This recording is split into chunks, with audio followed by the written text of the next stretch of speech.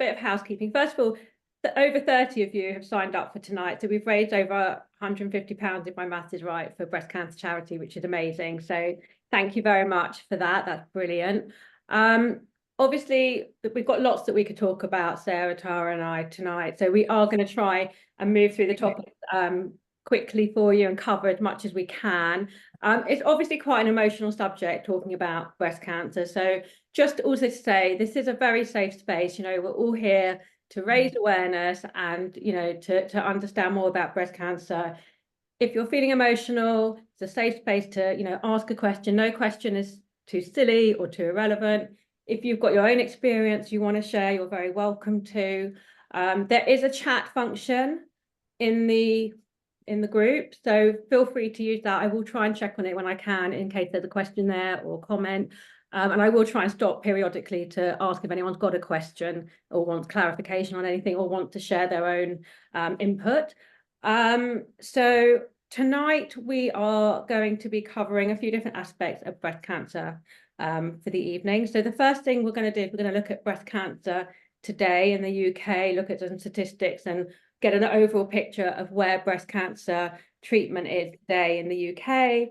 We're going to look at some risk factors, what you can do yourself to reduce your risk of developing breast cancer and cancer in general, talk about screening and checking, and of course Sarah's here to share her journey with us as well.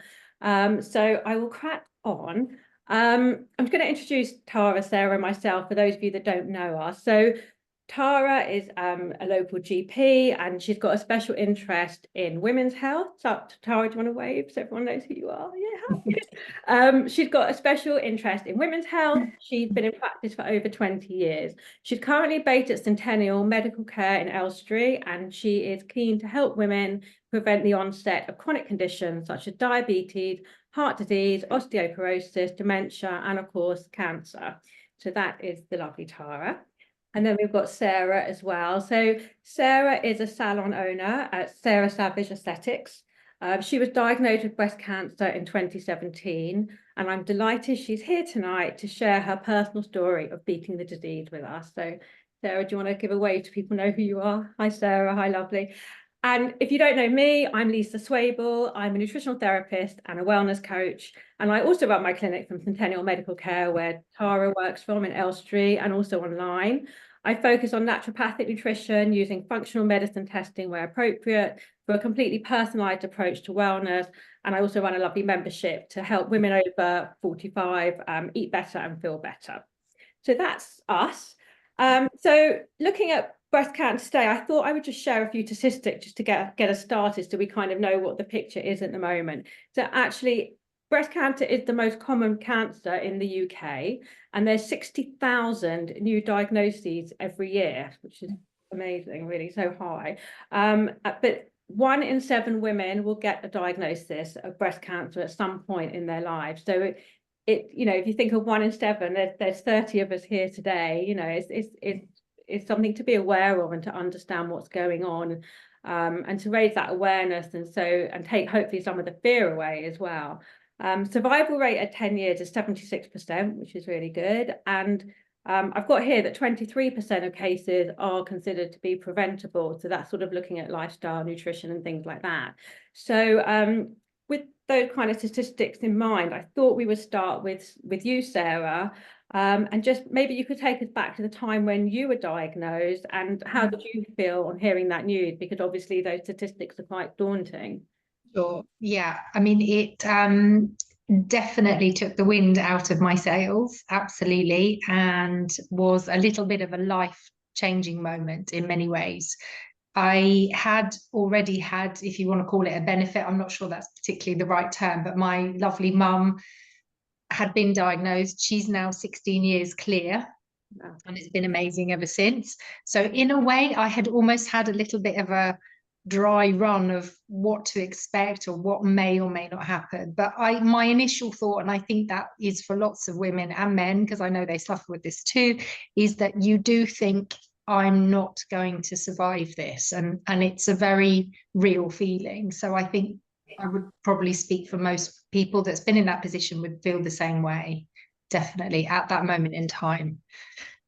But as I Yeah. say, I worked with my mum through everything she went through for about a year and a half. She's amazing. It gave me the confidence. And I remember a colleague saying to me, people don't die of this now. They're very good at it. And I think that's what I've learned, and learned quite quickly. And it kind of then pushed me forward and gave me the confidence to think, okay, come on, we can beat this. Yeah, absolutely. Yeah. So I think that fear, you know, a lot of us can sort of really, you know, Real. vibe with that fear and, you know, understand that at that moment your heart must stop. So I mean, Tara, obviously, thankfully, we are seeing improvements though now, you know, in breast cancer treatment, as Sarah's saying, you know, hopefully, you know, the statistics are good that you don't die from breast cancer, you know, like big as we used to. But there's still quite a negative picture in the UK press, I would say, and in the Yeah, no, I would agree with that. I think breast cancer receives a lot of media attention, which is great. But unfortunately, a lot of that narrative is rather negative. And that really isn't an accurate representation of breast cancer treatment and outcomes in the UK at the moment. Because overall, the picture is a really positive one. In medical terms, breast cancer treatment is a real success story. Most women who are now diagnosed with breast cancer have an excellent prognosis, and survival rates have improved significantly. In fact, over the last 40 years, survival rates have actually doubled. And I can just want to provide a few more statistics to illustrate that point in terms of the much better outcomes that we're seeing now from breast cancer treatment. So if we look at 5-year survival rates, 90% of women with breast cancer who are diagnosed with early breast cancer will have a 5-year survival rate. And that figure increases to 99% if that breast cancer is caught at a much earlier stage, and it's also localized. And what we mean by localized is that it's confined to the breast tissue and it hasn't spread to any distant lymph nodes or organs. And also, over 90% of women currently diagnosed with breast cancer will be cured from their breast cancer once they complete their treatment. And that's without the need for any disfiguring mastectomy or chemotherapy, which can have horrible side effects as well. So I think the take-home message that I want to give is that nowadays, the prognosis for the majority of women, especially if the breast cancer is picked up in an early stage, is really excellent. Yeah, that's good to hear, isn't it? And I think we need to keep that in our minds all the time and not sort of have that heart-stopping moment and realize that actually there is a lot that, you know, we can do and the prognosis should be good, you know, especially if we take into account what we're going to talk about over the rest of the evening, you know, looking at factors and things that you can do to, you know, reduce your risk yourself, and screening, that all plays into that reason why the prognosis, you know, can be really good for people, for women diagnosed. Absolutely. Does anyone have a question at this stage? You're welcome to unmute and ask a question if you want to, if, you know, if that generates a question, or put it in the chat. So we'll move on, but please do feel you can ask questions at any point. Okay, so Tara, with when we talk about sort of risk factors, you know, specifically here with breast cancer, so you have sort of non-modifiable, modifiable risk factors. So can you explain what those Sure. So non-modifiable risk factors means risk factors essentially that we can't modify. So they're inherent to us as an individual, and we can't change those. So the ones that I'd like to touch upon are sex, age, family history, and also genetic mutations. So I would say those are the 4 main ones, really. If we look at sex, we know that 99% of breast cancers occur in women, and breast cancer is 100 times more common in women. So we do see breast cancer in men, about 1%. So it's just something that we have to remain aware of. It's obviously far less common, but we do see cases. And the other non-modified risk factor I want to touch upon was age. So breast cancer is actually a disease which predominantly affects older women. We know as our age increases, our risk of developing breast cancer also increases significantly. And in fact, 80% of breast cancers are diagnosed in women over the age of 50. So if we look at someone who's age 40, their risk of developing breast cancer is 1 in 200. And by the time they reach the age of 85, that risk has increased really significantly to 1 in 10. So I think sometimes in the media, a lot of attention is focused perhaps on younger women getting breast cancer. And so we have a slight skewed perception about who breast cancer affects.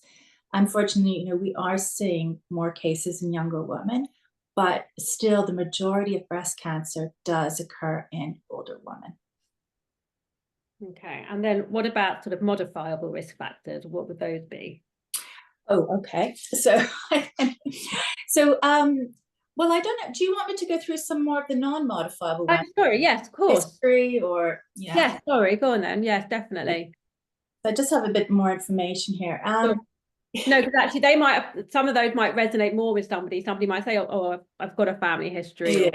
Yeah, absolutely. So we know that family history can play quite an important role when it comes to breast cancer. We know that if a woman has a relative who's been diagnosed with breast cancer, then her personal risk of breast cancer increases. But saying that, we also know that 85% of women who have a family history of breast cancer won't be diagnosed with breast cancer. And conversely, 85% of women who are diagnosed with breast cancer don't have a family history. So it plays a role, but as I said, in the majority of cases, women who are diagnosed with breast cancer will have no family history. We do see a subset of the population who have a very strong family history of breast cancer. And in a lot of these cases, it's due to an underlying genetic mutation, but this isn't always the case. And that could be for one of two reasons.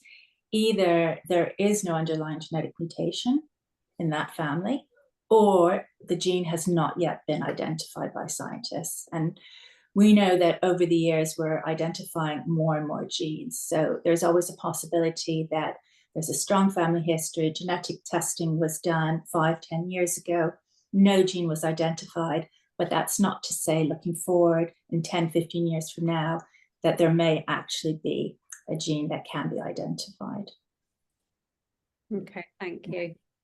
And then, so with the modifiable risk factors? Yeah, so if we look at modifiable risk factors, we're looking more at things like smoking, alcohol, obesity, physical inactivity, chronic stress, and poor sleep as well. And I think one of the things I want to make mention when we talk about the modifiable risk factors is that they apply for decreasing the risk in women in the general population, so decreasing your own personal risk of developing cancer.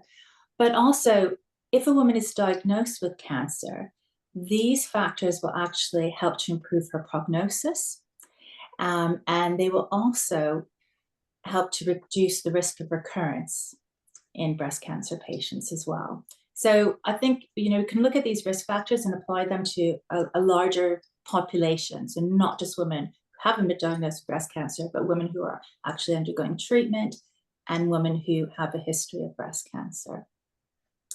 Okay, great. So I think it's really the modifiable ones that we can really address ourselves, and that can really give us that sort of that control back and that empowerment to know that we can take some control of our own health destiny and support ourselves and reduce our risks of things. So I think that it's so daunting when you think about things you can't control, but when there's things that you can control, I think that makes you feel more empowered and more like you're protecting, you're hopefully maybe not future proofing, but reducing your chances of developing. I think you're reducing your risk. So you're giving yourself the best possible chance.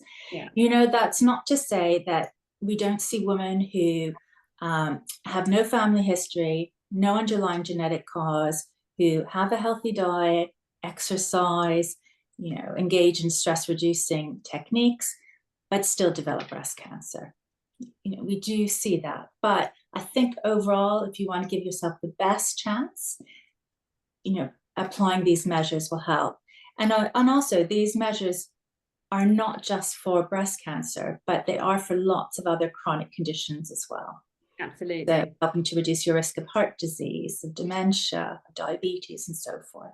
Yeah, absolutely. And that's all sort of reducing things like inflammation in the body, and so really, and creating, you know, a much healthier body that's going to be able, the immune system is going to be able to function better to, you know, fight off cancer cells and things like that, and lots of antioxidants. So it's being aware of sort of creating that healthy environment. I mean, in the research that I've done, you know, cancer tends to need things like a high glucose environment, that sugar, for angiogenesis, to produce blood cells and create a tumor. Yeah. Dr. Tara's in the room, so I hope I'm getting this all right. But you know, the high glucose, you know, present in the blood, in the body, can really sort of make like this. It feeds the cancer, and then also not having a well oxygenated body, so having sort of an anaerobic environment also can could sort of enable cancer cells to take hold and thrive. So what with from a nutrition perspective and from a lifestyle perspective, what we want to do is try and reduce the presence of glucose and increase the presence of oxygen in the body, because that's going to make it harder for the cancer cells to take hold and for tumors to grow. Yeah. Do you agree with that? No, I think that's right. I think, you know, maybe if when we were looking at the modifiable risk factors, maybe if we just break it down a little bit as well, because so one of the modifiable risk factors that I mentioned was smoking. And I just want to give people a bit of a perspective in terms of what risk is associated with different risk factors. So smoking, we know smoking that with smoking, there'll be approximately an extra 2 cases per 1,000 women who are diagnosed with breast cancer. And with smoking, it very much depends on when that individual started smoking, at what age, how heavy a smoker they were, and how many years they smoked for. If we look at alcohol consumption, we know that there are approximately an extra 6 cases per 100,000 women who are diagnosed with breast cancer. So it confers a higher degree of risk than smoking. We know that the higher amounts of alcohol we consume, the higher the risk is. And many of the organizations and bodies who produce guidelines are quite remiss to give an actual number or figure as to what's a safe amount of alcohol to consume. But we generally know that consuming up to about 9 to 10 units of alcohol per week is relatively safe. Once we start going above 10 units of alcohol, then that's when we start to see an increased risk. And for those of you who maybe sometimes hard to have a grasp of what 10 units of alcohol is, but I would say 10 units of alcohol is probably a bottle of wine, perhaps 3 large glasses of wine. So that's what we're looking at over a week. So I think alcohol, you know, it's hard to be teetotal for most of us, but I think alcohol in moderation is fine. It's when we start going above 10 units of alcohol a week that it becomes more problematic. Yeah, and I think they always say, don't they, to have a few days that are alcohol free in the week as well, to give the body a chance to detox, the liver to detox. Yeah, exactly. So don't binge. So don't have all your alcohol in one day. Spread it out a little bit, but by the same token, have some alcohol-free days in between as well. Okay. Is there anything else that you want to add about the modifiable? Well, I think, yeah, I mean, I could talk a lot, so I don't want to bore people, and I don't want to. Does anyone have a question about modifiable risk factors? Is there anything anyone want clarification on? No? You can use the chat as well if you want to start. I mean, I can go on a little bit about weight as a modifiable factor and obesity in particular. So I just want people just to clarify what definitions that we use. So being overweight, we use the BMI of above 25, and obesity corresponds to a BMI over 30. And for a comparison, I just want to go back to the figures that I gave for smoking and for alcohol. So for smoking, I mentioned that there are 2 extra cases per 100,000 women diagnosed with breast cancer. And the figure for alcohol was about 6 women per 100,000 cases. Now, the figure for being overweight or obesity is 20 to 30 cases, extra cases per 100,000 women. So you can see that it plays, I'm not saying go out and smoke and drink, but obesity is a huge factor. And it does play quite a significant role. And generally speaking, in terms of cancer, obesity is now the leading cause of cancer in the UK. It used to be smoking, but now it's obesity. Yeah. And obesity, there are some of the things you touched upon before. There are several different reasons why we think obesity predisposes to an increased cancer risk, and not just breast cancer, but several other cancers as well. And I can go into a little bit more detail, but the main reasons that have been hypothesized is there's impaired metabolic function, or metabolic disturbances, or metabolic dysfunction, or other terms that have been used. Also, there's chronic low-grade inflammation, which predisposes to cancers. And then also there's the concept that with obesity, that obesity tends to reflect visceral obesity or essential obesity, which is different to the subcutaneous fat that we tend to have in our upper arms or our legs. The abdominal or visceral fat is intertwined with our organs. And it's quite different in the sense that it's metabolically active. So it affects our glucose regulation. It also produces inflammatory markers. And there is this belief that that type of metabolically active fat produces a type of estrogen, very different to the estrogen that's produced by our ovaries. So the estrogen produced by our ovaries is called estradiol, and that estrogen is very protective in general. But the type of estrogen that's produced by the metabolically active visceral fat is different. And it's been postulated that that type of estrogen has a negative effect on breast tissue. Yeah, I think that's why you see the very overweight men and they get the moves, don't they? Because it kind of increases fat around the breast tissue for the men as well. So it's obviously it's slightly different, but that's gynecomastia that we see. That's what you made me think of. So I think talking about sort of obesity and diet, obviously I want to bring in some tips for from a nutrition perspective for sort of reducing the risk of developing breast cancer. And I think what's really key in the research that I've done is that our typical Western diet is so full of like the processed foods, chemicals, toxin, toxic fats and things like that. And we're not getting enough antioxidants, nutrients in our body. We're not getting enough fiber, enough anti-inflammatory foods to combat, all the inflammation going around as well. So it's really trying to sort of remove the emphasis from the processed foods and from the chemicals and the toxins, and trying to make sure we're getting more fresh vegetables, fresh fruit, good quality meat and fish. The Mediterranean diet has been cited as a really good anti-inflammatory, healthy diet.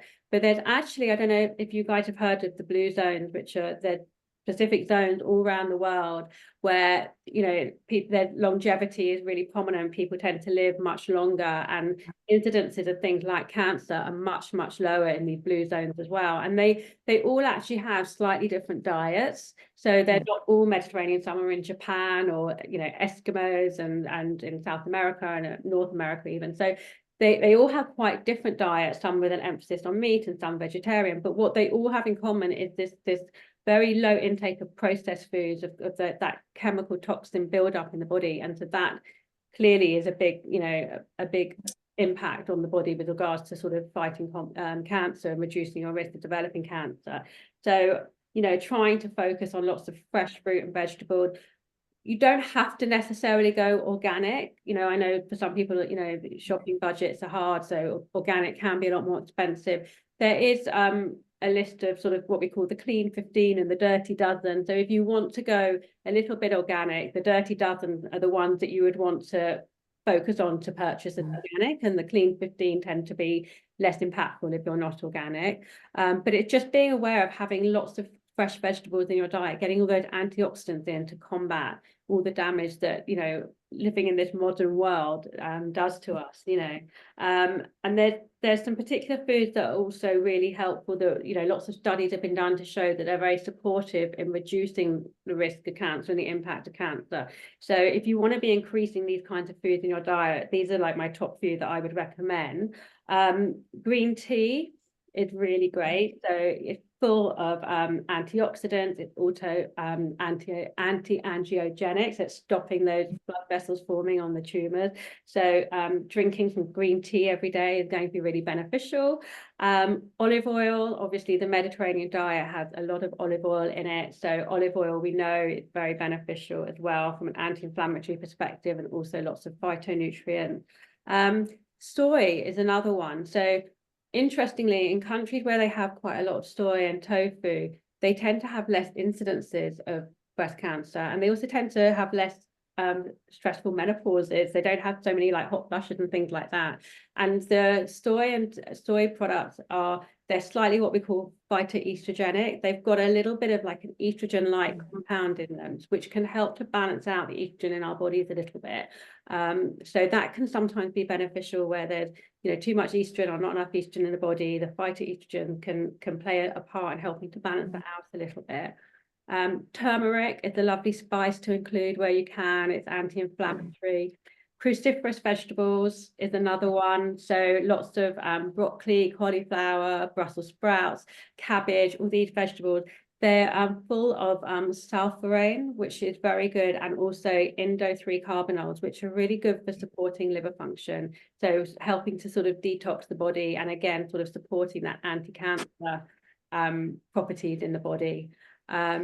Again, other sulfurous vegetables are things like garlic, leeks, and onion. I mean, garlic is just like an amazing antimicrobial, antifungal, antibacterial. It's great for immunity. Any sort of, you remember as a child having like the orange, the yellow, and the red vegetables, you know, your vitamin C. So they're really good, and all those vegetables, those bright colors all denote that they're full of health benefits, and the oranges and yellows and reds are all really good for immunity support, various different nutrients in them. But just trying to include that color on your plate is going to give you more nutrients that are going to support your immune system. And of course, our immune system is what fights those cancer cells when they try to take hold in the body. Anything that gives you more omega-3 for its anti-inflammatory properties, for its cell protection, cellular health protection.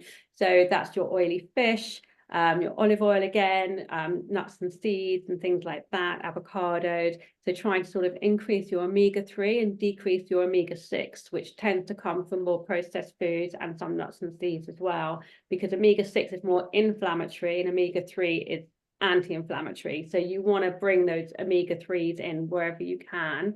And then also, last thing I wanted to touch on very quickly with nutrition is gut health as well. We know that sort of, I think it's like 70% of our immune system is in our gut. So again, if you want to have a strong, robust immune system to fight all these conditions, then we need to have a healthy gut. So making sure that you've got a healthy microbiome, that you're supporting your gut health, again, for detoxing, for eliminating waste from the body is also really important.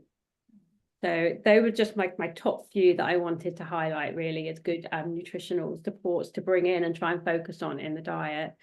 Tara, was there anything you wanted to add from a diet perspective? I don't think I can. You're welcome to. Probably more than I know.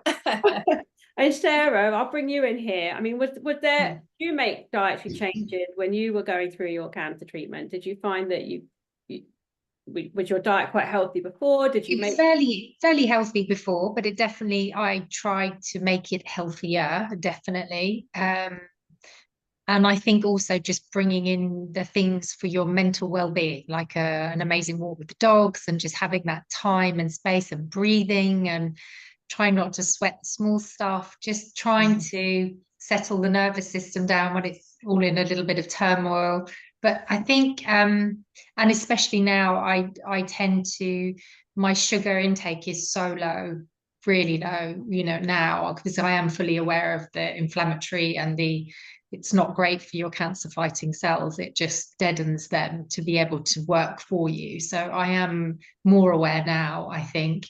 But yes, generally just trying to incorporate things in that are going to support you, help you, especially the gut. A big believer in gut health to keep you well, whether it's immune system issues or cancer fighting again. I think it's like a wraparound care. But I think also just and perhaps it gave me a moment to just sort of work out the things that helped quell the noise in the head from the diagnosis and the treatments, and I think it you know, in a way can be a little bit positive sometimes to just take a step back and look at the overview of life, what you're doing, what can you do, what works, what do you need to sort of keep you as healthy as you possibly can. Definitely.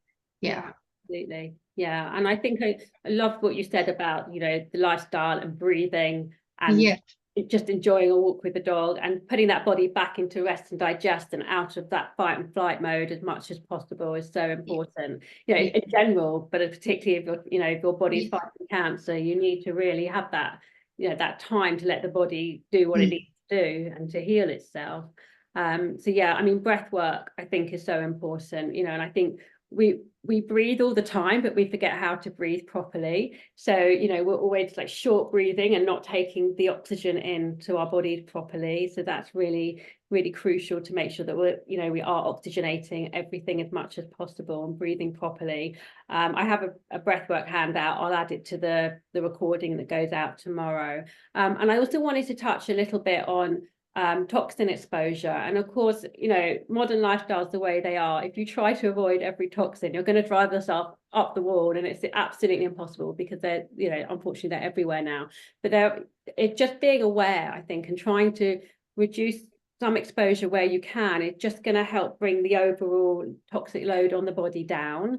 So particularly areas where I try and focus on myself is in the home, like the cleaning products that I use, you know, not everything is organic or plant-based and toxic-free, but the stuff that I use all the time, like, you know, the spray in the kitchen or in the bathroom where I am, you know, using it a lot and I'm breathing it in a lot, I do go plant-based and vegan to try and reduce the toxin exposure.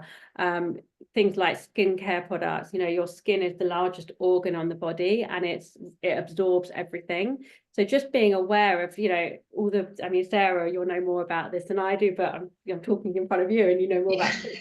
But obviously, you know, everything goes through the skin. So being aware. Yeah, that's a really valid point, because we in clinic, the only SPF that I would endorse is a clean SPF, because we have lymph nodes living here. We have lymph nodes in breast tissue. It's been proven that toxins from unclean SPFs, chemical SPFs, have been found in breast tissue and underarm lymph nodes. So I always say to my clients, if you're going to use it every day, which I'm grateful that you do, and it's fantastic and exactly what you should be doing, but you need to make sure it's clean, because you are going to absorb that every single day into your body, and we don't want that toxic buildup behind it. So yeah, it's a really valid point.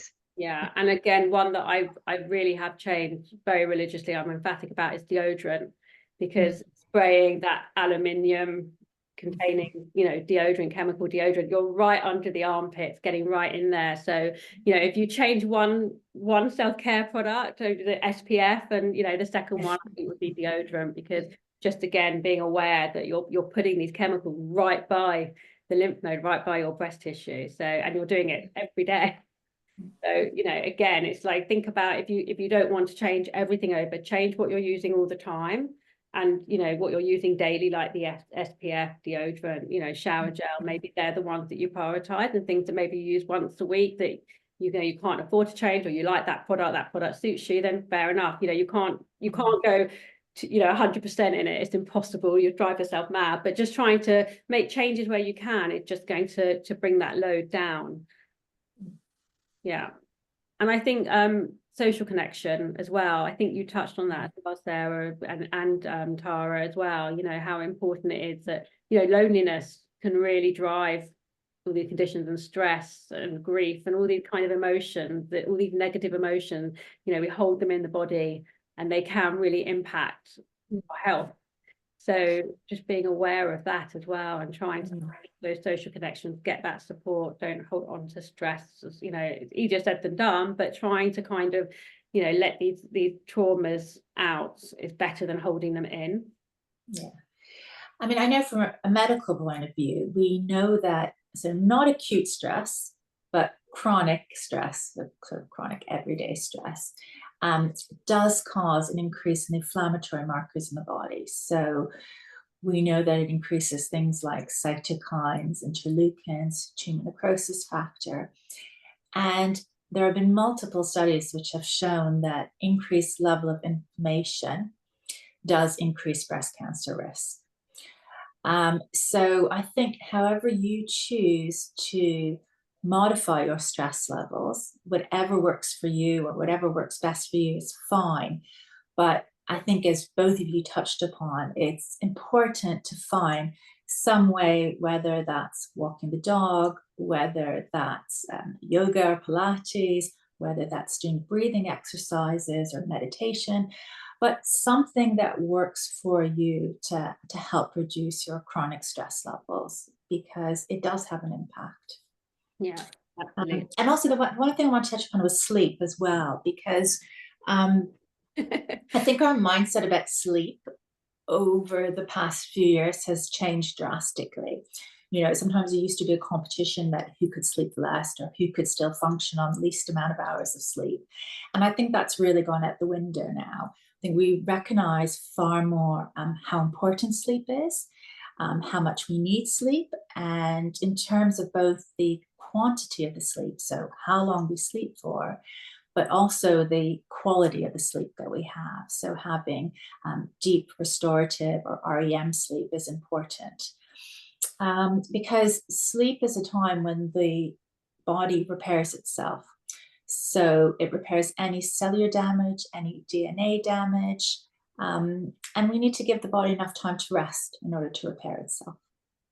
Yeah, absolutely. Yeah, no, that's a really, really important point. And sleep is so crucial. And every client I speak to and I say, how do you sleep? They all go, oh, don't ask, it's terrible. It's definitely something that people need to be aware of and understand the impact that it's having on their bodies.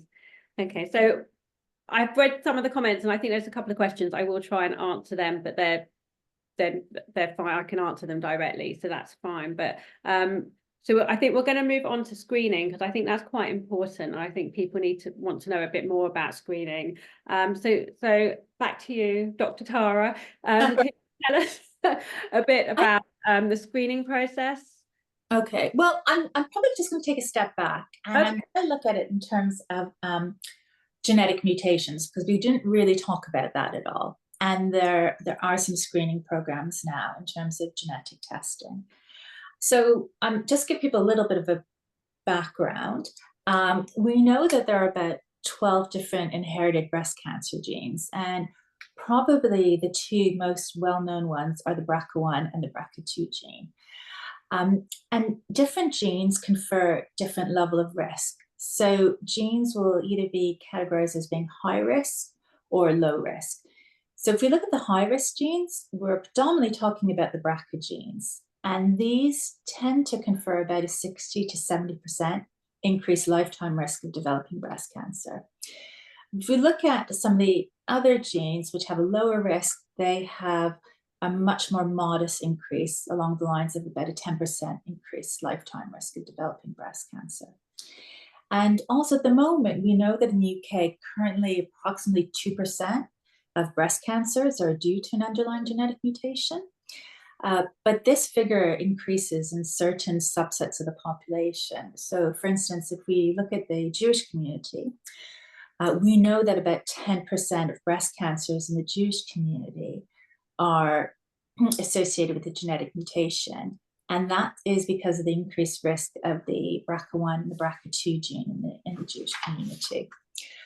I can talk a little bit, if people are interested, about the current program that the NHS is offering, the BRCA screening program to the Jewish community.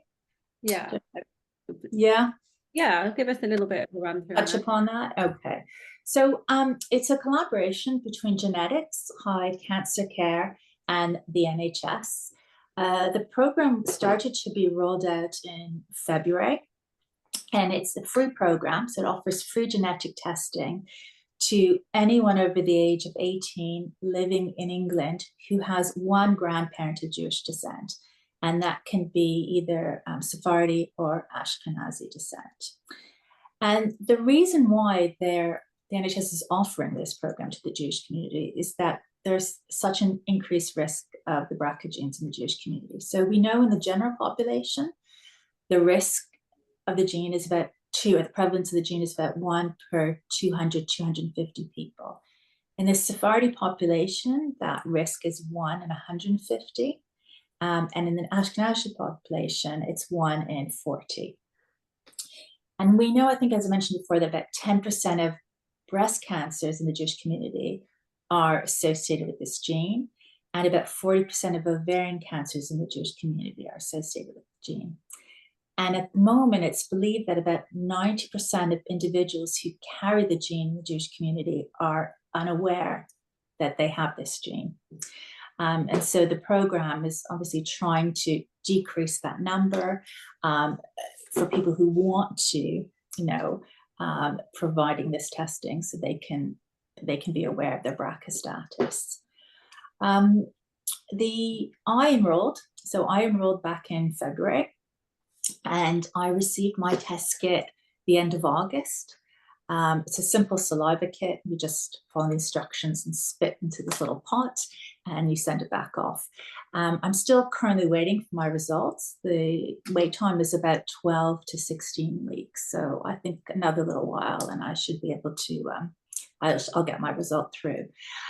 So I would really encourage anyone who is eligible for the program to consider it.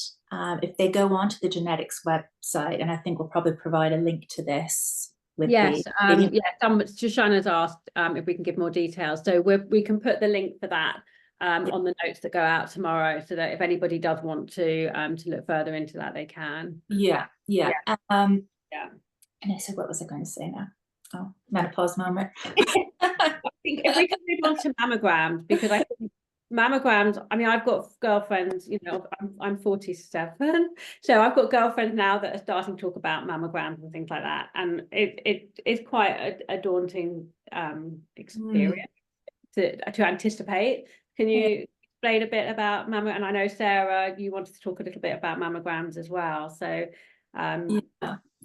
Oh, mammograms is such a big subject, I think, in terms of when we're talking about screening with mammograms.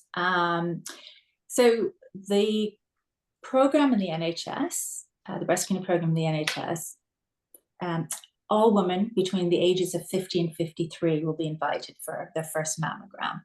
So it's from the age of 50, but because it's a 3-year cycle, you may not actually receive your first invitation until you turn 53. So as I said, the screening is every 3 years, up until the age of 71. After the age of 71, you can still have a screening mammogram, but you're not automatically invited. You have to directly contact the breast service in order to organize that. So that's what's done in the UK currently. If we look towards other countries like the States and Canada, they offer screening on an annual basis. Some people every 2 years, but I would say for the majority of people, they recommend yearly screening. And they also recommend that screening starts at an earlier age, so at the age of 40. And again, they don't set any arbitrary age limit. I think as long as a woman is generally well and healthy, she can continue to go for breast screening for as long as she wants. Okay, thank you. And Sarah, does screening play a big part in your story then? Is that how you yours? Yes, quite a huge part. I had obviously some unusual sensations in one boob, my left boob, and thought there's something just not quite right. Couldn't put my finger. I didn't necessarily find anything because some breast tissue is very dense. Mine was very dense, so lots of nodules hidden around and within the tissue. And I had went for a mammogram, Interestingly, that didn't really show anything at all. A little bit of an ultrasound, that again was, I think they thought, oh, maybe there's something. And I pushed a little bit harder with my consultant and said, look, I still don't feel, I need a bit more. I need to really know, because I just have a feeling there's something not quite right in there. And I ended up actually having an MRI just for the breast tissue. And that's when they found a little 1.1 tumor living there, buried deep amongst all the other nodules that were okay and well behaved. So it's vitally important. I think there's a massive fear around going for one, and I would beg anybody that has the invitation to use it and encourage girlfriends or mums or sisters to go, because it's one of your, I believe to be, and would stand by this, as one of your best weapons against breast cancer. Once the NHS has a beautiful little image of your breast tissue, and you go back for your repeat in 3 years, or if you have a concern, you will be sent to go again. They have a blueprint to do a direct comparison between what your breast tissue was a year ago, 2 years, 3 years, and what it looks like now. If you don't go for the first one, they've got it's harder to see if there has been change within the tissue. So I would always encourage people to go, even if you're a little bit frightened. It's not desperately uncomfortable. It's not something that you need to be frightened of. You've probably had a headache that is worse than a mammogram, and it takes about 6.5 minutes start to finish, So I just think having that on record, and for the physicians to be able to make a comparison, should there be a problem in the future, it makes life easier, and things can be picked up quicker, earlier. Really important. Yeah, absolutely. Thank you, Sarah, for sharing that, because I think it does show also the importance of trusting your intuition as well. Yeah, a little bit about knowing your own body. Yeah. So, knowing your body is so important, and that takes us nicely back to Tara. Yeah. Can you give us a little run through about breast self-examination? Yeah. So I think the term that they often use now is about breast awareness. And it really means about knowing your breasts, being familiar with your breasts, and knowing what's normal for you. Because the likelihood is we'll all have some lumps and bumps in our breasts, but you need to be familiar and aware with what's your baseline and what's normal for you, so that if there's any change or an abnormality, then you're aware of it. I'm not going to go through the step-by-steps of doing a breast examination, because I think there are some really excellent resources that are available online. So some documented like leaflets, and also some really good video tutorials about how to do a breast examination. And again, we can send through all the links for this. I think it's Breast Cancer UK. They also do you can sign up to receive SMS alerts on a monthly basis to remind you to do your breast examination, because ideally you should be doing it once a month if possible. If you're menstruating, if you still have your periods, then it's advisable to wait until you finish your period, wait a couple of days, and then do your breast examination then. That's when your breasts are least likely to have any lumps or bumps. But if you don't have any periods, you can do it any time. But as I said, it's better to do it on a monthly basis. And looking into it, I've actually signed up for that, because we have so many things to remember. It's quite difficult sometimes. So just that little bit of extra help to remind you, a little gentle push. Yeah, absolutely. And I did just want to mention what to look out for on your breasts, because we always talk about lumps, but it's not always a lump, is it? I mean, because I made a list of them here from the research I've done, but it could be a bloody discharge from the nipples. It could be dimpling on the skin, a rash or a change in the skin texture, nipple inversion, pain. I think, Sarah, you said you didn't have a sensation, or a change in color. So yes, we all think about lumps, and clearly that's a big indicator and something to really look out for. But I just wanted to flag that there's not always a lump. It's sometimes something different, it presents in a different way. So, any change that you're not sure about, don't, Tara will tell you, go to the doctor, because it's better to be embarrassed in the doctor's chair than, you know, what's Yeah. the phrase, isn't it? Don't die of embarrassment. Like, go and get checked, and you know, it's more important to get checked. I can see the chat's going. I'm just gonna quickly double check it. Okay, so Michelle's asked a good question, which I know, Tara, we were going to touch on a little bit, but talking about HRT, with the risk. Sure. We'll cover that now. I knew that was going to come up at some point. And I deliberately didn't include it in the modifiable risk factors, because after all the evidence I've looked at, all the studies, all the expert speakers I've listened to, and key opinion leaders, and all the conferences I've been to, I've really come to the conclusion that I think for the majority of women, HRT will not cause an increased risk of breast cancer. And I think, you know, that is, with people who are up to date with current HRT, that is the general consensus view. So can I say 100% certainty that HRT will never cause breast cancer? No, but for the majority of women, it won't be an issue. And the reason why I say I can't say it with 100% certainty yet is because we don't have the studies. And we don't have the studies looking at the right type of HRT in the right population.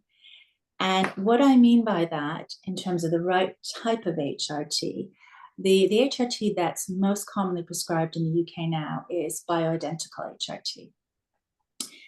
So we don't have the studies yet looking at long-term use of that and the risk of breast cancer. And also the studies that we've had to date, a lot of them haven't looked at using it in the right population. And by the right population, I mean using it in women who are under the age of 60 or within 10 years of their menopause. So using different types of HRT, using some of the older HRTs, may predispose to an increased risk of breast cancer. And also using HRT in the wrong population, so using it in older women who haven't been exposed to estrogen for many years, that can also have a different outcome. Thank and you. I think also, just to put into context, I think, you know, some of the older figures that we were looking at in terms of risk of breast cancer with HRT, one of the figures that used to be quoted was an extra 6 cases per 100,000 women diagnosed with breast cancer.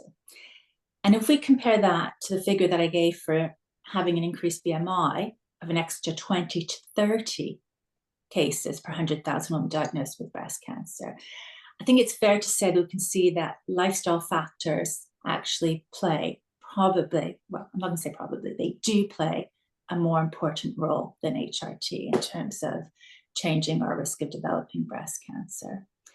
And there was also one last point I just want to add about it, because when we think about HRT, obviously the main concern, the main reason that women don't want to go to HRT is because still that fear of developing breast cancer. But we also have to take into consideration that when women are choosing or opting not to have HRT, they're also increasing the risk of other diseases. They're increasing the risk of heart disease, they're increasing the risk of dementia, they're increasing the risk of osteoporosis. So when we consider breast cancer and HRT, we have to look at the wider overall picture. Any type of medication that we prescribe, there will always be a risk and there will be benefits. And it's about weighing up those two together. Yeah, absolutely. Yeah, that's a really good point. Thank you for sharing that. Totally agree. I'm going to move back to Sarah now and talk to you, darling, about your experiences and with your journey. I think you touched a little bit on mindset already, but can you just elaborate a little bit on how your mindset really helped you through your journey? I think for me, obviously the diagnosis is that life-changing moment where you start to assess everything in the world and what is it going to look like for me, and can I get through this? And I think once the panic settles and you breathe through it a little bit and you try and reset yourself, I think it was about okay, I know what I've got to do now to get well. and that was going to be my focus. So the positive mental attitude towards it, rather than me going down a little rabbit hole and sitting there thinking it's the end. You know, I decided to flip that around a little bit and think, well, I'm going to give it a bloody good go and I will get through this. And lots of other women have. You know, the teams that you're working with at that point, you have an oncologist, you have a breast nurse, you have your specialist.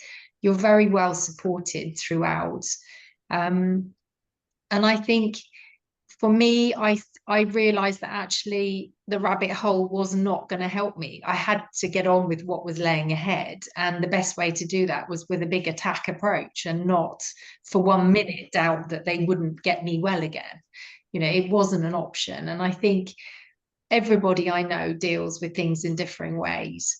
But even if you're sat in your rabbit hole, you're still going to have to come out and get through this. So I think as best you can, as much as you can, just try and flip the positives. You know, I felt eternally grateful that my consultant listened, that he did a little bit more of an exploratory test on me to just put my mind at rest. You know, I feel I'm very, very lucky. Mine was little, it was early.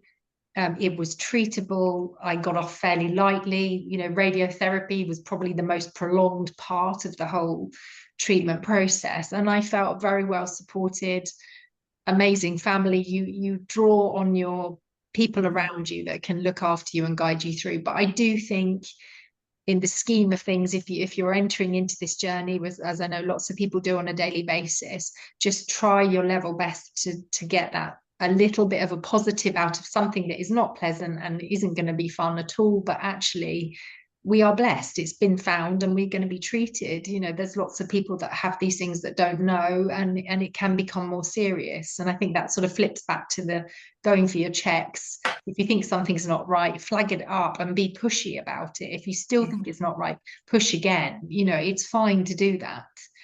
But I think, yeah, the things like walking the dogs in a bit of peace, breathing through stuff, all of those lovely, wonderful things that we all have as a little toolkit anyway, just tap into them and try, when the negative stuff comes towards you, just try and push it away and think, no, we're going to do this and we're going to do it really well and we're going to do it as best we can. I think that I'm a very big believer in that. I think it gets you a lot further than sort of shrinking away and you know, thinking you can't do it, because you're going to have to do it. There's no option here, right? We've got to get on with this. And I think the more you can throw at it mentally in a positive way, the better you will get through that process, whatever that is for you. I think that's my personal approach to it. And I think it is helpful if you can do it. Yeah, I think it's very inspiring to have that attitude. So thank you for sharing that with us. And you know, it does resonate really deeply. And I think, you know, the final question I have for you about your personal journey is obviously like breast cancer, you know, affecting women. And obviously we have so many hats on, don't we? We're wives, we're mothers, daughters, we're sisters, we're friends. And when something bad happens to us, it has that ripple effect on them as well. So, you know, did you find that with your family? Like, how did you manage your relationships with all the people around you? When you I think that's a really important point, because I think what I sort of again came to realize was that actually the fear and the fight and flight thing and the panic that set in and with me was purely because I had beautiful kids. I had a mum, I had a sister, I had an amazing husband, and I just thought, I don't want to not be part of that, you know. And I think actually, again, flipping it around a little bit, I thought, well, I'm the lucky one because I'm doing it, but they have to watch me go through this process. And it's, I think, a lot of the time it's tougher for those people around you. You know, they need a bit of an arm around them because they're not doing it. I was very busy going to all kinds of appointments and probes and, you know, amazing drugs and whatever they threw at it, but they have to sort of do that journey with you. My sister flew in from China. She had 2 days leave. She arrived in the theatre as I was going in for my first operation, and you know, she had to get back on the plane the next day. And that's, I think it's worse You know, my lovely husband phoned me every morning at 5 to 8 before I hit the ground running for my radiotherapy to say I love you. You know, it's harder, I think, quite often for the others because we are so busy doing it.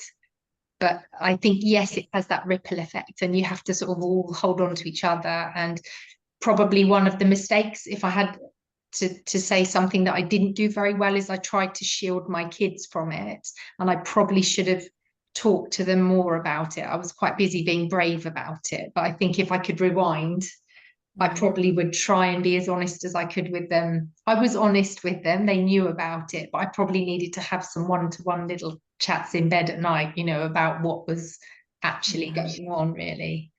But yeah, I think it's harder for everybody else, if I'm being honest. Wow. Okay. Really. So, well, I just say one more question, but I have got one more question actually, based on, because you triggered it from what you said. So, if you had someone sitting with you now that is just starting that journey, just going through, you know, diagnosis or waiting on a diagnosis, what would you say to them? I mean, you know, we're all at some point, unfortunately, probably going to have that conversation with a friend or a family member. What's the first best thing that we could say to them? Because sometimes that's when we go a bit quiet and don't really know what to say. When they've just been diagnosed. Yeah, when they're going through this, you know, the treatment journey. They're doing their journey. I think it's honestly, it's just knowing someone is there, and they, you know, I had friends just arrive on my doorstep and say, I've just come to see you. And it just feeling and knowing that people are just there for you. And I think you will always feel that, because I think people,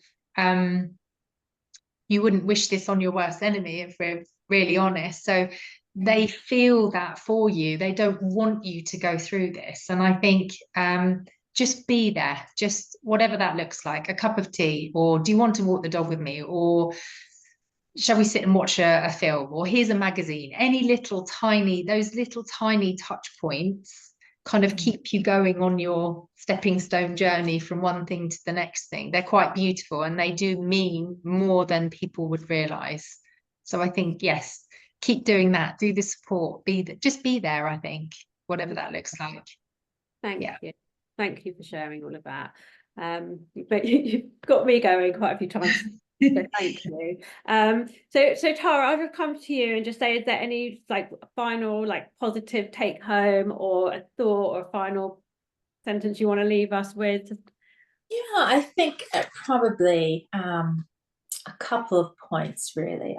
Just that, again, just the take home message that breast cancer survival rates have improved so significantly now, and once the majority of women have completed their treatment, they will be cured. So I think it's just so important to bear that in mind. And also there's a point that perhaps we didn't touch upon, which was to do with genetic testing and identifying people who are at a higher risk of developing breast cancer. So some of the American guidelines, well, quite a few of them actually, are advocating now that any woman from the age of 25, particularly if they are of Jewish descent or Afro-Caribbean descent, because these populations have a higher risk of breast cancer, that they should have a consultation with their doctor or healthcare provider to look at their risk of breast cancer.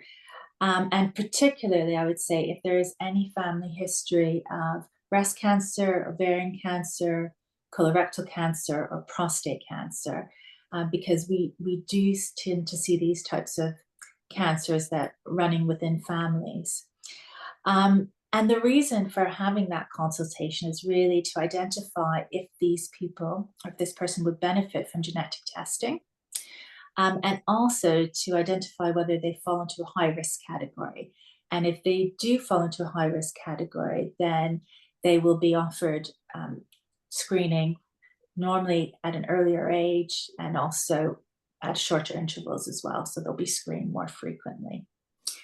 And I think the last point was just that, I think we touched upon this already, but the fact that all the modifiable risk factors that we discussed are not just for breast cancer, but they do decrease our risk of many other chronic conditions as well. Okay, thank you. That's really helpful. Thank you. So I think we've covered everything that we wanted to cover. I will go back and check the chat and make sure that any questions get answered. I'll pass them on to Tara or Sarah if they're relevant for them. I'm just plugging my thing in because I'm running out of juice. But thank you so much, everybody, for attending tonight. I hope that you found it really helpful. Thank you, Sarah, for sharing your journey. Thank you, Tara, for all your amazing input and insight and tips. We'll put links and things on with the recording that goes out tomorrow.